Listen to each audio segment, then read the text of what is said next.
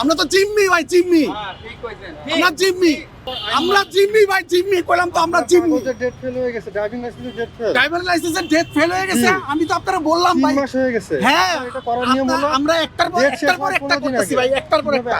আমাদের তো থাকতে হইব, বাঁচতে হইব ভাই। আপনি তো এইভাবে একটার পর আমি যদি এরকম হইতো, আমার লাইফটা স্মুথ, আমার লাইফটা স্মুথ চলতেছে, আমি তাহলে আপনারা আবার ধরতে পারতেন ভাইয়া।